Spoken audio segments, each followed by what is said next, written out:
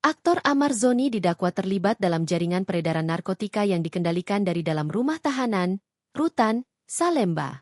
Tak sendiri, ia bersama Asep, Ardian Prasetyo, Andi Mualim, Ade Chandra Maulana, dan Muhammad Rivaldi.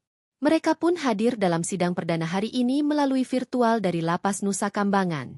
Dalam persidangan yang digelar di Pengadilan Negeri Jakarta Pusat, Jaksa Penuntut Umum, JPU, memaparkan peran masing-masing terdakwa melalui surat dakwaan yang disusun secara berlapis.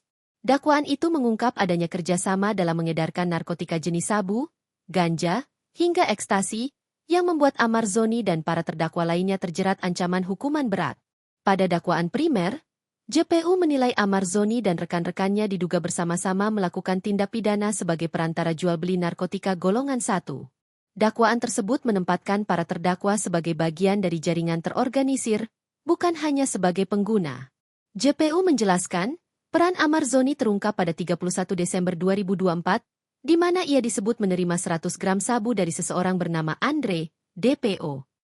Barang haram tersebut kemudian dibagi menjadi 2 bagian, 50 gram diantaranya diserahkan kepada terdakwa Muhammad Rivaldi untuk diedarkan di dalam rutan. Proses distribusi tersebut melibatkan para terdakwa lain sebagai kurir, hingga akhirnya berhasil diungkap petugas. Dalam perkara ini, JPU menyusun dakwaan berlapis.